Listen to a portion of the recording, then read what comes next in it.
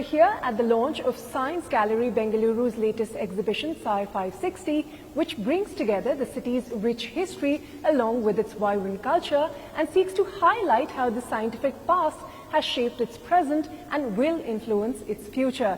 Joining me now are the two remarkable ladies behind this initiative, Rohini Nilekani, the chairperson of Rohini Nilekani Philanthropies, and Dr. Jahnavi Phalkey, the founding director of Science Gallery Bengaluru. Ladies, thank you very much for your time here on CNBC-TV18. Welcome, here on our show. Just Rohini, to start. Thank you so much. Just to begin with, how deeply you all are invested in building, the scientific infrastructure of Bengaluru. How do philanthropic strategic initiatives like this help build that scientific infrastructure and position the city as not just a tech hub, but a scientific hub as well? Right.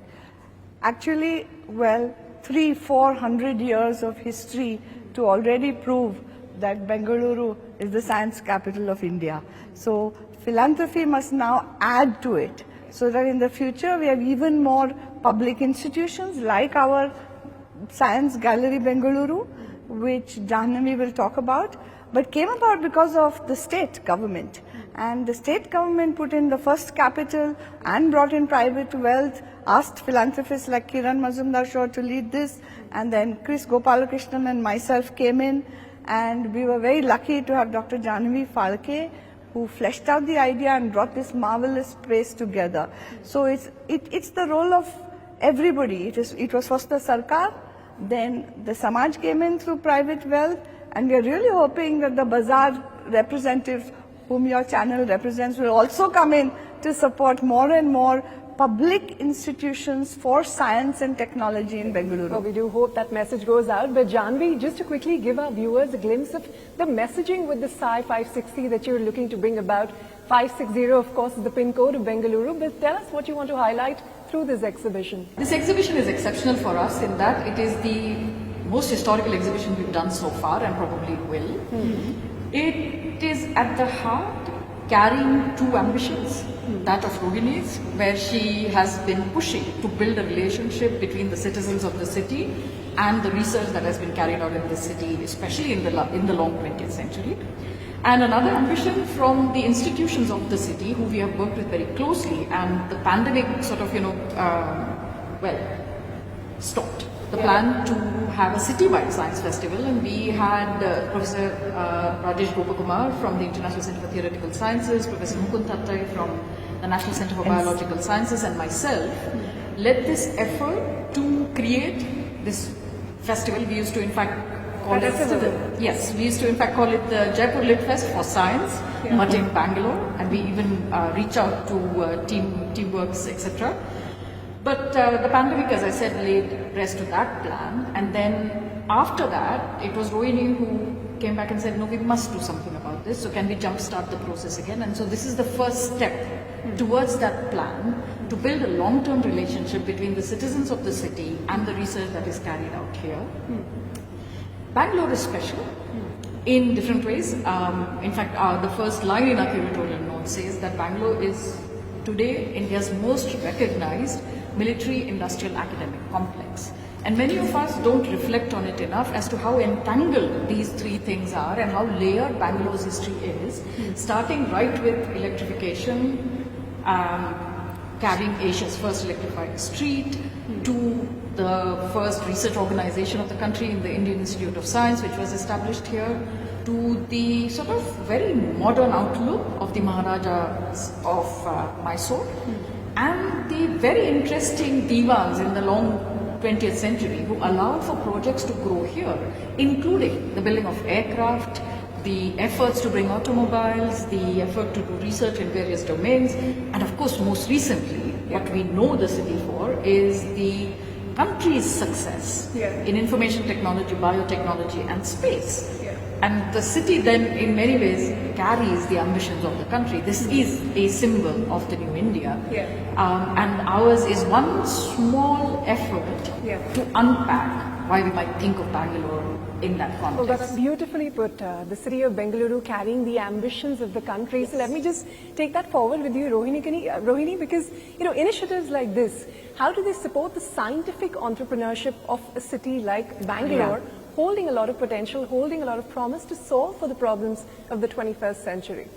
See, for me it was very important. I came to this city in 1984, Nandan and I, my husband and I, and it fascinated me to see the history of the city. Right from thinking about how Kempegowda thought of 4 towers to delineate the city, through everything that happened through many cultures and many systems of ruling over the city, including the British, the Maharajas, the Mughals, everybody who came here added something important to the city's public spaces and its scientific spirit of innovation and inquiry. For me, this exhibition, Sci560, is really about bringing that history and the scientific spirit of inquiry to the city's public.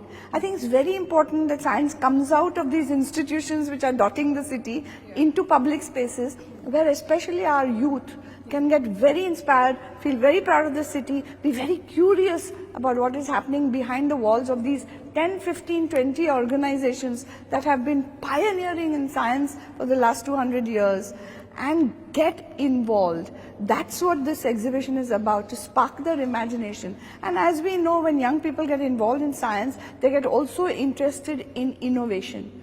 And after science will come technology.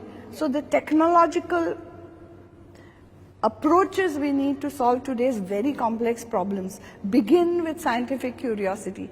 And so that's what we are hoping, that watching all these artifacts all around us from the various institutions of the city will spark especially the imagination of Bangalore's youth. Well, that is one critical piece of the story, Jahnavi, of course, sparking curiosity, involving the public and the youth. But the other side of the story, the investor community, to really help shape this. How are initiatives like this helping, build that interest, even from the investor platform? This project is started as an initiative of the government of Karnataka. Yeah.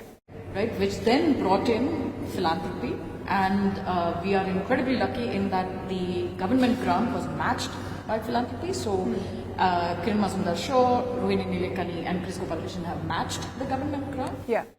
And following that, we have, so we have pioneered an idea here of the public lab concept. That you hope will be replicated across the country, perhaps not just in metros, maybe even tier 2, tier 3 cities and beyond? So one of our attempts has been to reach in the hinterlands of Karnataka, because everything that is produced in this institution is produced in both English and Kannada.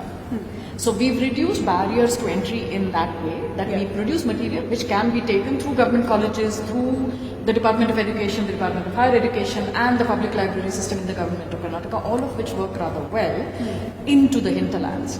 I must mention here also that Karnataka is exceptional in that it is the only state, to the best of my knowledge, that has a group that advises the state, which has people from academia, from industry, speaking to bureaucrats about how to shape scientific initiatives and what kind of research projects to take and what kind of innovation enterprises to support, right? I mean, it isn't sort of only incidental that you have new science and new engineering being taken into the path for innovation in this city, right? Because one could identify other military, industrial, academic complexes in India, a few of them, but they haven't quite, in a way, met the 21st century in a way in which Bangalore has, right? And so the question you're asking me is, how can this be replicated elsewhere? In fact, I think the success of a model of this kind will lie in the desire of other states wanting to replicate this and bring an energy. But it takes a lot of energy, because funding is only one aspect of it. It takes a lot of, it takes a mindset, it takes a, Bangalore's been called the city of the future right since the 50s and 60s. It still feels like that. And I know when I first moved here, which was about 6.5 years ago, I would say there are cities that have the dust of the old, and then there are cities that have the dust of the new, because you're constantly under construction and the new making, right? And so Bangalore to me is full way of looking at of the dust of the new. Well, and of course, including the gallery where we change our exhibitions. But it is something that requires the coming together of state support, philanthropy, and academia and industry wanting to see new forms, new research. I mean, India is a young country. We really can't afford not to do it. Well, on that note, thank you very much, both of you, for your time here on CNBC-TV18. It was a Thank you pleasure so much. speaking with you, and Thank we you wish so you the much. best with this exhibition. Thank you.